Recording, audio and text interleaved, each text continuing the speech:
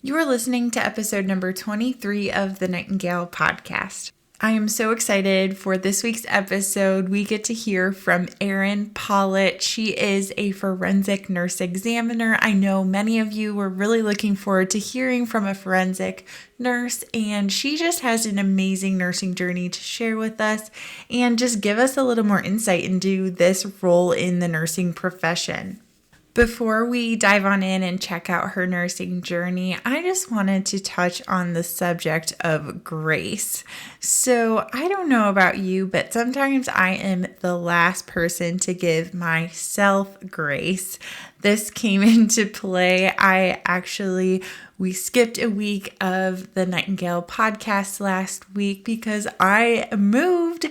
My husband and I bought a house, and I was going through the process of closing, moving in, starting renovations, and I was not in any shape to put out a podcast episode.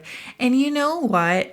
I was not happy about it, friends, because I'm the type of person that if I set my mind to something, I have to get it out, and I didn't want to feel like I was letting you all down, and I just want to be consistent, and it's just part of my personality that I just don't offer myself the grace to just give myself a week off and just offer you a break from the podcast so that I can offer you the best content that is being put out when I actually do put it out. So I just wanted to chat about grace because I think that you all will agree that grace is something that you have a hard time allowing yourself, especially when it comes to our role as a nurse. I know that a lot of times we all have this same personality where we have a very strong and we're very motivated and driven, and we want to do the right thing and we want to be perfect all the time. And especially when it comes to taking care of our patient and being a good coworker and a good friend and a good partner and all of the things, we sometimes just do not allow ourselves to have the flexibility and just to give ourselves a little bit of leeway. And so I just want to challenge you all to start to think about giving yourself some grace, because we are always the first people to offer grace unto other people. We offer grace to our patients, to our coworkers, to our managers, to everyone around us, and we do not give ourselves that grace back.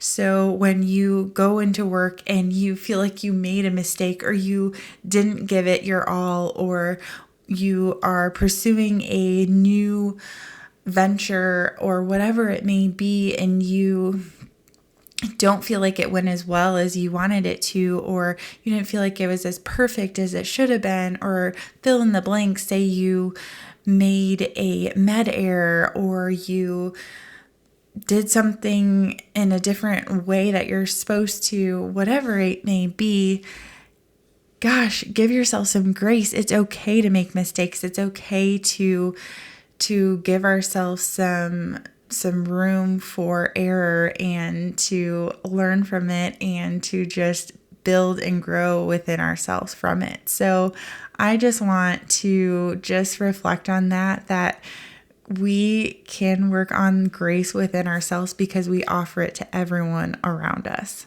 With all of that being said, I am super pumped to be moved into our new house, and this just gives me a whole new fresh perspective and a space to get organized and to focus on the podcast more. I am so pumped to just continue to put out some great content for you all and to find some amazing guests for the podcast and really to just hone in on what you all are looking for. So if you are loving the Nightingale podcast and you are a avid listener of the podcast, I would welcome you to go ahead and leave a review for me so that I can hear what you're loving about the podcast, what you would love to see in future episodes, because this podcast is all for you. And if you could share the Nightingale podcast with a friend who you know would enjoy listening, that would mean so much to me to get this podcast into as many hands as possible. Hey friends, welcome to the Nightingale podcast, a podcast for nurses, future nurses, and, well, anyone interested in the nursing profession. I'm your host, Dakota Felkowski, RN, BSN, and DNP student. Join us each week as I interview nurses from all areas of the nursing profession to uncover nursing opportunities that you may have not known even existed. You can expect to be inspired and maybe even a little bit motivated. The goal of the Nightingale podcast is to encourage you to think outside of the box, step outside of that comfort zone of yours, and reach for a fulfilling and unique nursing journey. So let's dive in and check out this week's guest. You never know, they may just have your dream job. Hello, Erin. Welcome to the Nightingale podcast. Hi, thank you for having me. I am so happy that you are joining us today. You are in an area of nursing that is really interesting and probably foreign to a lot of people. So this is going to be really beneficial. Awesome, thank you. I would love to dive right on in and get started with you just introducing yourself and telling us just a little bit about yourself. Sure. So my name is Erin Pollitt, and I'm a forensic nurse. I work in Washington, D.C. at a nonprofit called District of Columbia Forensic Nurse Examiners. My current position there is Executive Director. I went to nursing school. I actually live in Baltimore, Maryland, and so I went to nursing school here at Stevenson University. But when I went there, it was still called Villa Julie College. And I have been a nurse for 12 years. Awesome. And so where did you kind of start your nursing journey? How did you get started? So I actually went to nursing school straight out of high school, which I enrolled in nursing school pretty much like 2 or 3 months prior to the school actually starting. I changed majors and I was going to go for pre-veterinary, and I changed my mind and decided that I would rather take care of people than animals, although I love animals too. And so right out of high school, I started a 4-year nursing program and graduated in 2007 with my BSN. Perfect. That is so cool too, how you just made shifts right away and realized that nursing was kind of where you wanted to go. Yeah, I'm so glad I went that way too. Right. And so I know this is probably a question that a lot of people are asking is, what is a forensic nurse? What all does that entail? It sounds so interesting, and it's something that we don't often see every day. So tell us a little bit about forensic nursing. Sure. So a forensic nurse is a nurse that's been specially trained to care for patients who experience violence. And so what that looks for in my organization is that we provide trauma-informed care to adult and adolescent patients who have experienced sexual assault or intimate partner violence. You may have heard the term SANE, sexual assault nurse examiner. And so we fill that role in Washington, D.C. There are a variety of subspecialties in forensic nursing that our organization doesn't necessarily do, but probably throughout the field you would see things other than sexual assault and domestic violence, including child abuse, neglect, elder abuse, trauma, death investigation, correctional health, and kind of the common denominator in all of those subspecialties within our field is that those subspecialties would have the capacity to intersect with the legal system in some way. And of course, they're all vulnerable populations. Wow. So that really does encompass so many aspects of just that care in general. Absolutely. So how did you end up kind of in this area of nursing? Did you do this right out of school, or what led you to pursuing this area? No, I didn't do it right out of school. In fact, I don't think I even knew what it was Yeah. right out of school. It's something that they really don't touch on in nursing school, so maybe one day we'll change that. Yep. But I actually, in the last year of nursing school prior to graduation, I was a nurse extern in an emergency department in Baltimore City. Shout out to Union Memorial Hospital. And I got a job there right after graduation and have been there for 12 years. I actually still work there in a PRN capacity now. And so I was working in a city emergency department. Of course, I would have the opportunity to interact with patients who had experienced violence. And kind of midway through that 12 years, I was kind of working with a nurse who had transitioned into forensics, and she had told me of a class that was being taught in our area. And so I decided to investigate it. I also had some encouragement from my aunt, who is a social worker and had worked with sexual assault patients often. And so she had kind of planted that seed in my mind too, that, oh, maybe you should do forensics. This looks really cool. So I took that class, and that was in 2011. And then I've been working as a forensic nurse ever since. That's just amazing. I think too that it is so inspiring to just hear how your journey has evolved, and how this is a great thing for people to hear, is that when we are in a certain area of nursing, we're exposed to a lot of areas. Just so keep your eyes peeled and just your heart open to exploring different areas that might be available to you in your current position, that you could kind of branch out. Absolutely.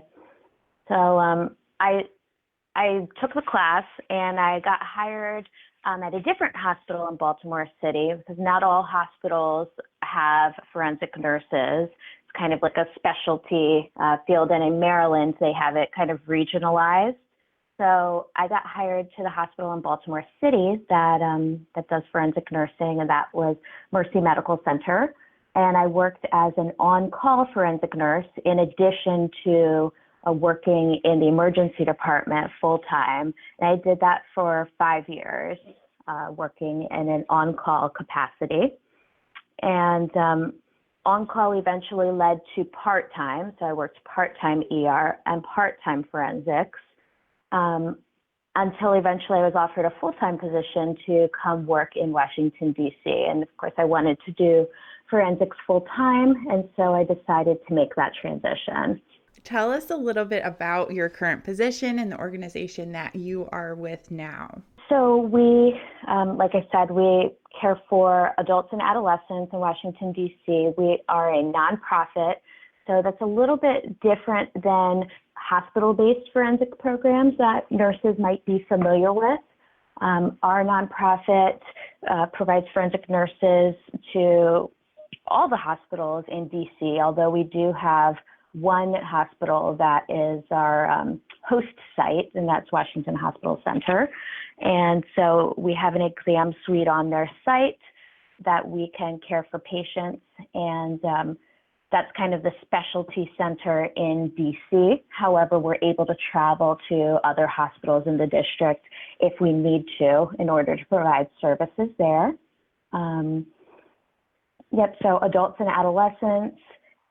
In our role as a forensic nurse, our nurses are working on call and responding to the hospital within an hour when patients report to the hospital with a complaint of sexual assault or intimate partner violence. And so tell us a little bit about once you get to the hospital, once you've been called in, what do you do as part of this?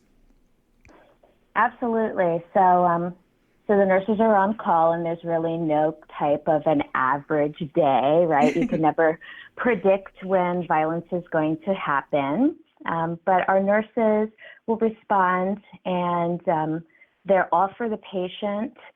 Any part of our vast array of services, we're a very consent-based practice. So we will hear from the patient what has happened to them, and we will devise a care plan, but then we'll offer all those bits of the care plan to the patient, and they can choose which ones they want and which ones they might not want or might not feel comfortable with. So some of the things that we can offer, well, the first thing is we would always do a thorough history taking. That would include what happened to the patient to make them seek care. And again, that helps us to formulate what we might need to offer them. And we'd do a head-to-toe physical exam for the patient, including injury documentation and photography if the patient consents to that. Could include physical evidence collection, which either could include the sexual assault kit or swabs from various parts of the body that were affected, as well as possibly clothing collection if the patient wants to submit any of their clothing for evidence.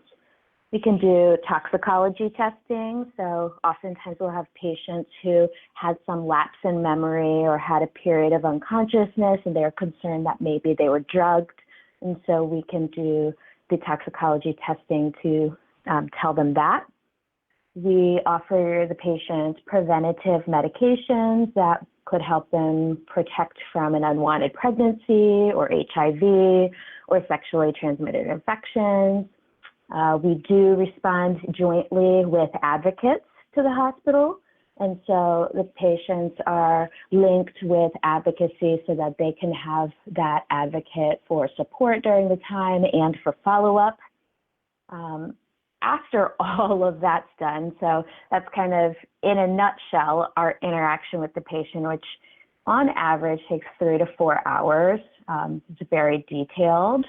And of course, we go at the pace that the patient is comfortable with, right? They've just experienced something horrific. And so we want to meet them where they are and, of course, not rush them, but give them time to kind of think through what parts they want from this and what parts they don't. After we actually are finished with the patient, there's time that the nurse is kind of finishing up our documentation, which is a very extensive 30-page document with diagrams where they're charting what they found on the patient's body. Of course, sealing up the evidence and maintaining chain of custody in that respect.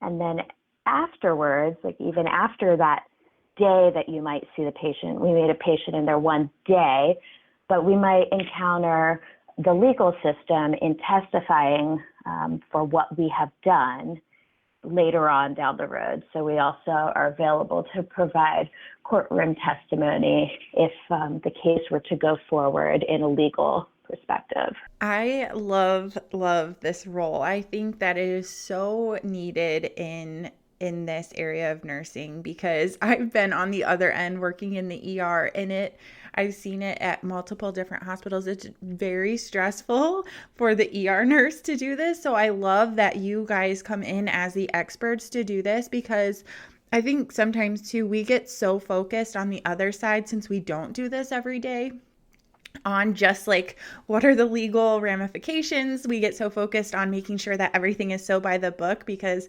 I'm sure you can tell people it's very, very tedious and you just really have to make sure you're doing everything correctly because you don't want to taint any evidence or do anything that could potentially like hurt this case in the long run. So that's always in the back of our minds. And I think we forget about the patient, unfortunately, and we forget what they're going through. And so I just love that you are able to come in as that expert and just be there and just, you are very comfortable with doing it. So you're able to focus more on them, which is so, so necessary during this time. Absolutely. And, it's different in various jurisdictions, but I will say one of the beauties of working in a nonprofit-based forensic nursing program is that about half of our nurses that work for us are full-time with us, which means that they are, they're 36 to 40 hours a week. They're on call to care for patients. And we see a high volume of patients. So these nurses are doing this, multiple times a shift, definitely multiple times a week. So they're very experienced in this role, which of course is only of more benefit to the patient. I'll also say that in working in the ER, we have multiple competing priorities. So Yes. it is really nice that you have a nurse who can be one-to-one with this patient, that doesn't have to speed up or rush the patient because we've got another patient who, might be coding, or someone has Right.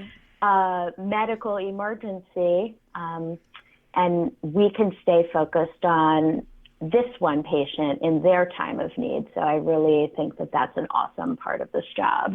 Oh, I totally agree. I definitely have been there, done that, where you're just really on that other end feeling like you obviously want to be there and you want to be so focused on them, but it's so true because you said it's such a long process. So right from the get-go, you know that you have to get things done appropriately, and you almost have to hand off all your other priorities to someone else because that really does need to be your main focus. Absolutely. So, I would love to hear what kind of experience do you need to kind of get you into this type of position? What special certifications and training did you go through to get here? So I'll just start with, in general, there's a 40-hour training course that you need to take in order to become a SANE nurse, so a sexual assault nurse examiner. I took mine through the state of Maryland, but there's also one that's offered online through the International Association of Forensic Nurses.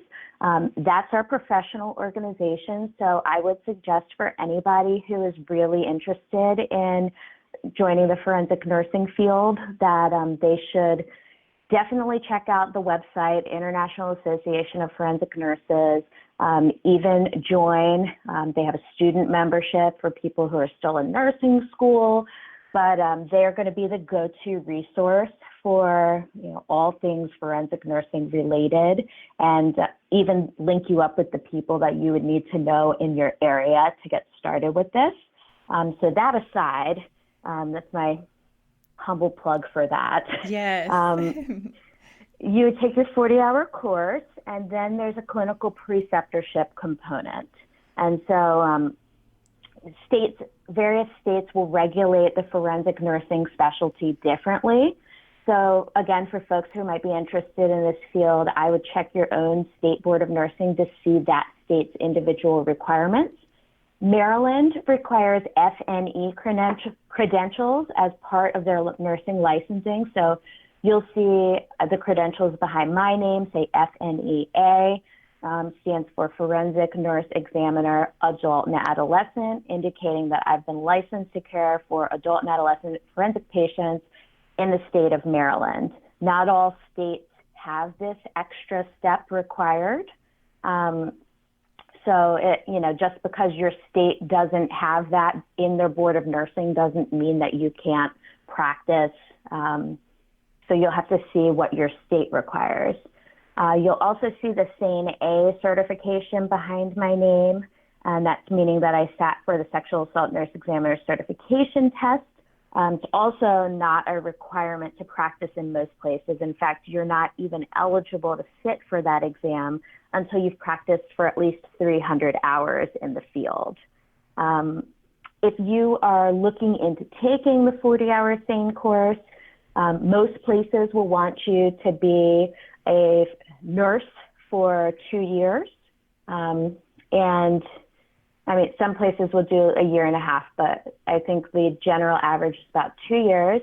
I would suggest, just from my personal experience, that it is helpful to work in a field of nursing that you are using your assessment skills on a daily basis. So because the head-to-toe assessment in forensics is such a vital part of that process, you definitely want to make sure that you are comfortable doing a head-to-toe assessment every day. So that would be my one suggestion if you're looking into doing this. That's great advice. I think that is going to be really helpful for people to kind of know a first step. Obviously you were seeing this in your role, but for people who are kind of wanting more information, do you suggest, is there way they can reach out to organizations to possibly shadow? Is that something that you see being done? I know it's such an intimate situation.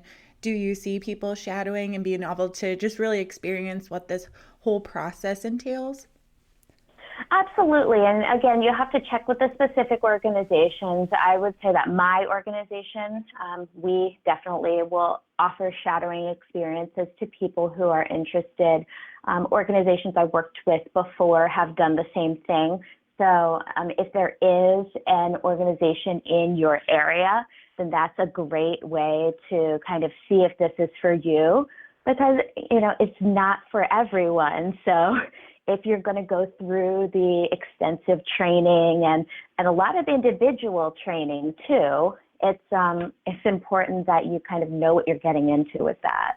Yes, for sure. I think shadowing for any field of nursing is so beneficial because you don't really know, like you said, until you get into it, what it's really like. Absolutely. So, kind of going along with just kind of not everyone will love this position, I want to hear, because for some people listening, you're probably like, wow, this just seems like a really heart-wrenching job. I want to hear what do you love about this field of nursing? What is kind of your reason for pushing forward? What are your big strengths within the position? Sure. So, what do I love about it? I love that we are able to be there for our patients during a time when they're super vulnerable, likely the worst day of their life. And you are the person that is there for them, helping them to kind of regain their sense of autonomy, their ability to make a choice when perhaps a choice was taken away from them to bring them here to you. I also, mentioned that it's just a way that I can use my therapeutic communication skills that I learned from nursing in a way that's different and contrasts a lot from my emergency background, where I was juggling a large patient load and not able to spend as much one-on-one time with my patients. So I really do enjoy being a part of that process. I love that. I was thinking that it's just so amazing that you, in this role, you get such a comprehensive use of your nursing skills. You really, like you said, you get that assessment, you get that critical thinking, you get all of that on top of, you really get that one-on-one patient therapeutic communication. You are there as a support system for them. So that is amazing. Absolutely. And, touching on your comments about the critical thinking, is that you're working very autonomously in this role. And so if you're an independent person that, once you learn something, you're kind of confident in your skills and your practice, then this is definitely a job where you can work autonomously. You're not going to be working on a unit with kind of like your boss sitting there hovering over you, or a charge nurse there. It's very different than floor nursing, where maybe you even have other, emergency nurses, for instance, that you can bounce ideas off of. You're working very independently. So when I'm in the room caring for the patient, it's usually me, the patient, and their advocate there. And so, there's always someone to call and to rely on for support. For instance, we always have an administrator on call for our nurses to, rely on if they have a question in the middle of the night or something like that. But you are largely working on your own, which for some people, is a wonderful thing. For other people, it might not be their cup of tea. All right. And this is such a great position for someone who is, we have such a big push to go back to school. And when we have this push to go back, we picture only like a certain route. Like everyone's just picturing nurse practitioner right now. It's being so drilled. And I just love that this is a great option for people who want to continue on their learning. They want to specialize. They want additional education. And you're very autonomous, like you said. And it's just a great option that you can go, and you are really an expert in one specific field. So this is great for people to hear. Yeah, absolutely. I would recommend it for anyone who's looking for, that extra way to make a difference. Friends, starting a new position is scary. It's frightening, it's overwhelming, it's exciting, it's all of the things. I know, I've started many new positions in my time as an RN. But really, it doesn't have to be as difficult as we try to make it. Through these experiences, I have gathered 5 tips to starting a new position and making that transition as smooth as possible. I have created a free guide for you as my listeners to make this transition as seamless as possible and allow you to really excel in your new position. So if you recently started a new position, you are going to start a new job, or you know someone who's going to start a new position. I mean, come on, you have to fall into one of those 3 categories.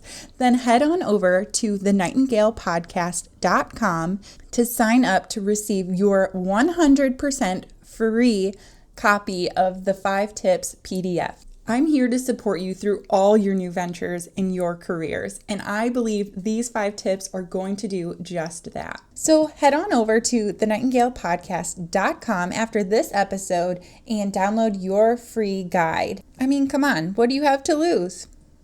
So talking kind of about making a difference, I would love to hear kind of what, especially I'm sure in your new position, what does the advocacy component of this position or this field of nursing look like, even to the organization, the nursing organization that you're partnered with?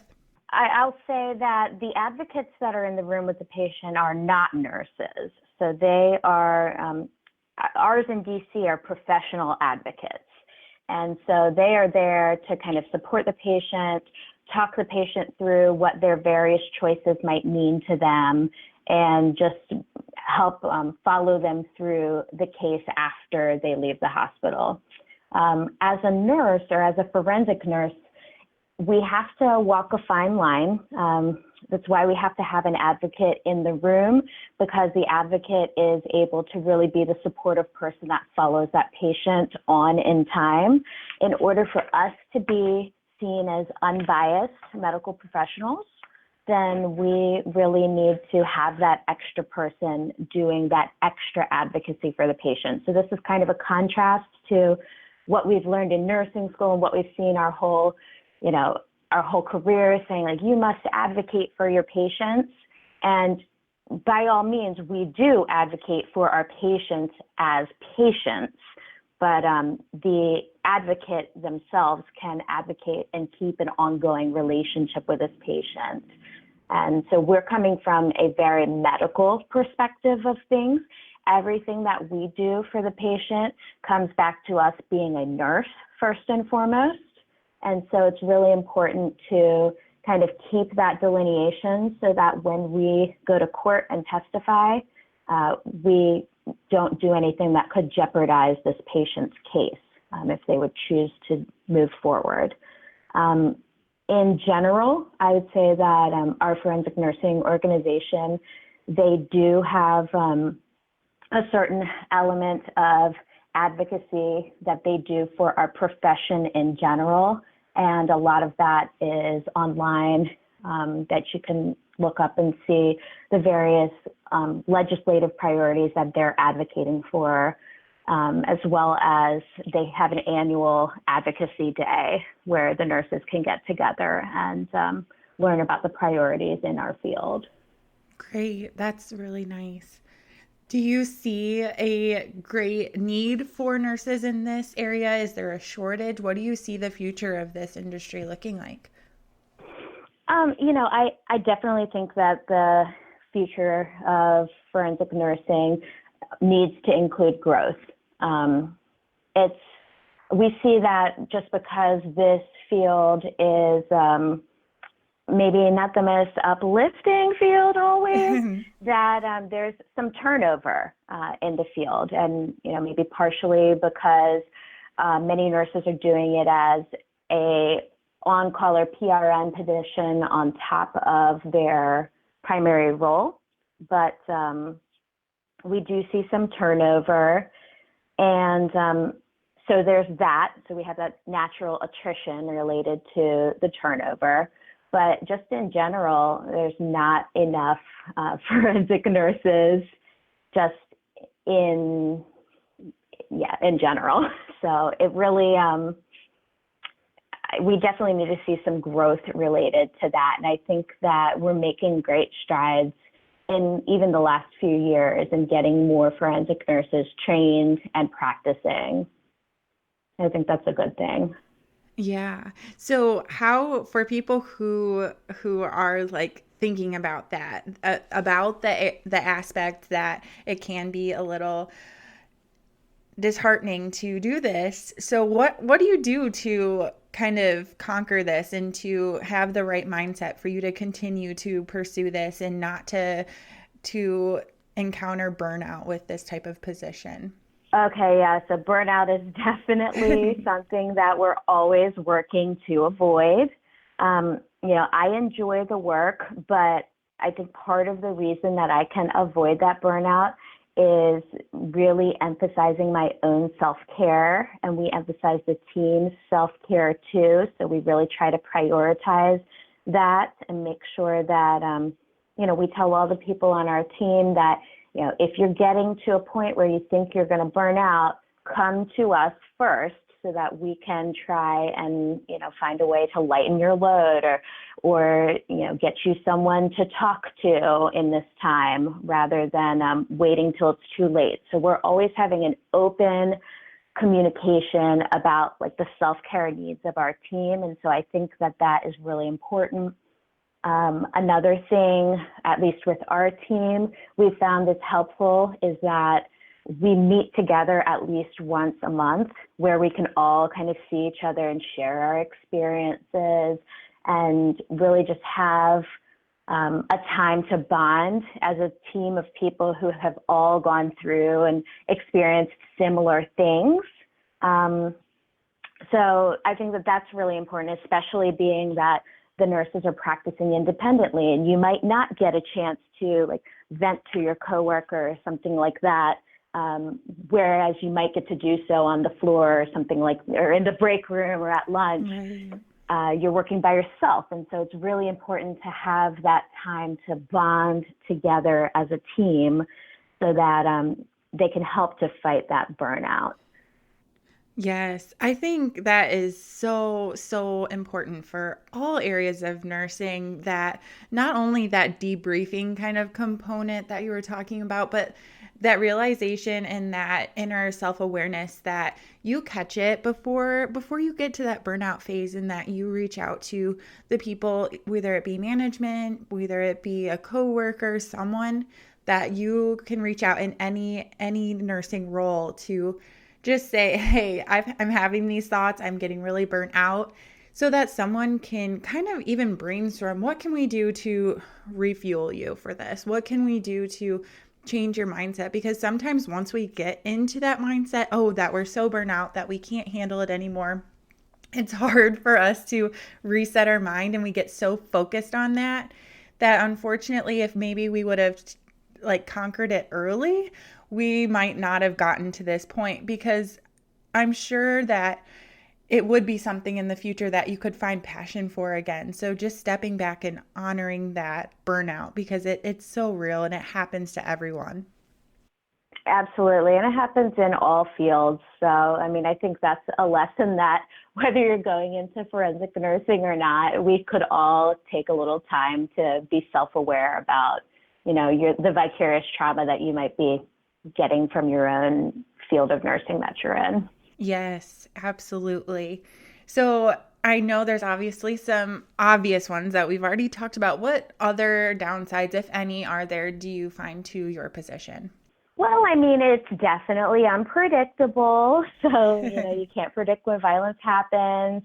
It involves nights and weekends. And, so people who, if you're a day shift only person, then I think it's going to be rare that you find a forensic nursing job that is days only. So there's definitely that component. No one likes getting woken up out of bed at 3 o'clock in the morning to go into work on a whim. Mm-hmm. But that is for sure part of the process. And so that's the downside.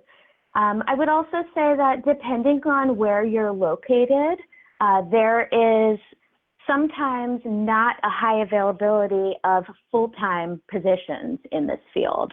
And so if for people who are wanting to do this full-time and there's not a full-time option in their area, then that, of course, would be a downside to this. And hopefully when we are expanding and growing this profession, that will change. But like for right now, that is also a downside worth noting. Yes. Yeah, that's a good point. So I want to hear, it's so interesting to hear it because everyone's journey is so different with their nursing career. Did you receive any big advice or learn any important lessons to kind of get you to where you are today in your nursing career? Well, okay, so there's a couple. Yeah, I'd love to hear I it. was going to say, well, in 12 years of nursing, there's a lot of lessons that I have learned, but the ones that probably really resonate with me related to this field, the first one, and this is probably would work for any field, is just to persevere and to keep trying. What I'm thinking about with regards to that is I actually, and I will say this now because I'm okay with it, but I failed the SANE-A test twice before I finally passed it. And it's a difficult test. It's supposed to prove that you are an expert in this field. And I took it right from the very start that, as soon as I was qualified for it, I sat and took it. And I didn't end up passing it until I took it 2 more times. So it's easy, especially for, I think a lot of nurses have these perfectionistic tendencies. So I think it's easy for us to think, oh my gosh, I failed my certification test. What am I going to do? And kind of be demoralized by that. But I mean, you just keep trying, and eventually I passed it. And, here I am now. And it, has only made me a better forensic nurse. And now I have this certification. And so I would say for that, just keep trying and don't get disheartened if you don't pass, that test, or if you don't make it in any respect on the first try, just keep trying. So that's one thing that's really kind of resonated with me over the years. Another thing that helped me to be a little bit more successful in this field, or at least to feel more comfortable, was coming to terms with the fact that the patient needs to make their own choices despite what you might think would be the best or safest choice for them to make. And so that was kind of a lesson that you learn over time. And it's never easy when a patient is making a choice that, you think might be unsafe. For instance, going back to their abuser, and that they're going to do that and you're fearful for that, but we can't make the choice for them, and we can just make sure that they have all the knowledge that they need and they have the resources to come seek help again if they would need it. So that was definitely a lesson, like a big lesson I had to learn, was kind of putting my own thoughts aside on what was the best thing for the patient, and letting the patient decide what's the best thing for them. So that was really important. The last thing that I would say is I really, from my time being a forensic nurse for the last 7 years, I had to kind of redefine what success looked like in the realm of like the patient experience. And so I used to feel disheartened or upset if there wasn't a justice outcome for my patients, for instance. And so I've kind of learned that you can't be looking towards justice as a sign of success. You have to think of other ways to measure the success of what you have done for the patient. Like, I was there for the patient in their vulnerable time. I gave them choices in regards to their care, and I helped them with X, Y, and Z, instead of, oh, we went forward with, or the patient rather, went forward with a legal case and there was no outcome to it. You can't let that part of it break you, because sometimes that will happen, but the justice part is separate from what we are doing in the moment with the patient. So it took me some time to finally come to terms with that and just redefining what that success is. Because if you look at it that way, then all of your encounters with the patient have some sort of success to them. So that's really important. I love all three of those. That is so good for every single person, no matter if you're in forensic nursing or not. I think that advice is so helpful. And I could see that being a troubling thing to really get a hold of when you're in your area of nursing, is just that idea that everything doesn't really work out as you have in your mind, this perfect thing. And like you said, you did everything you could, and that's all that really matters at that point. And you're still falling back on, you're a nurse, you're there to encompass comprehensive care for that patient. So that is really your ultimate goal, is to be that patient's medical nursing advocate. Absolutely. Yeah. So I would love to real quick touch on just the justice side for a second. And I know being on the other end, it's just a really feared in every aspect of nursing. We all fear that court system and going and testifying. How has that been in your role? Is that something that you learn over time to be more comfortable with and just grow more experienced with? How is that?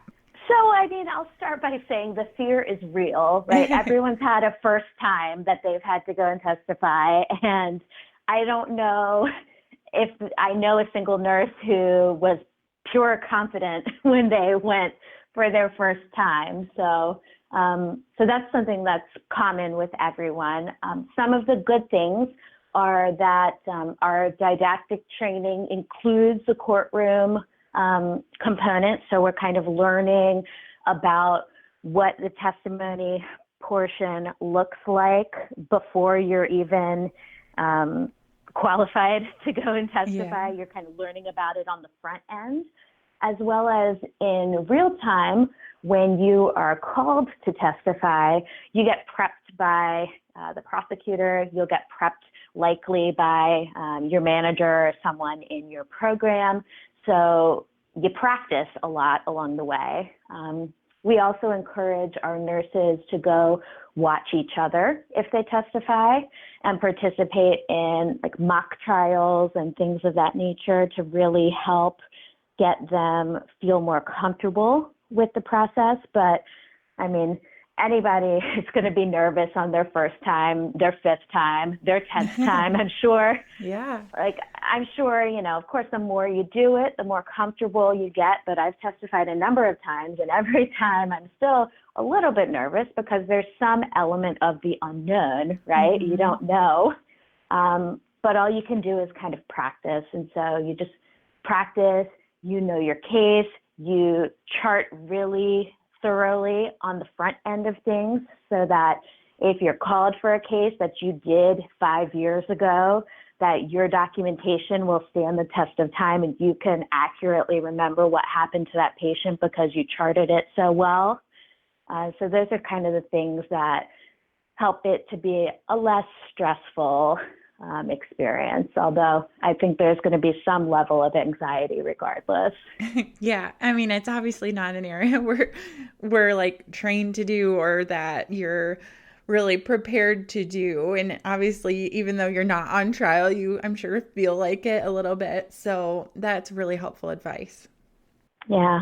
You just, say, you can go as a fact or an expert witness, and most of the time the nurses are going as a fact witness. So they're just there to say what they saw, what they did, what they encountered. So if you're just saying what you saw and what you did, then you really can't go wrong with that, especially if you've charted it so well that, there's no questioning what was done.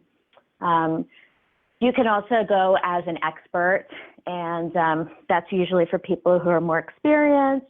They'll render an opinion on the case, which may or may not be their own case. They'll render an opinion.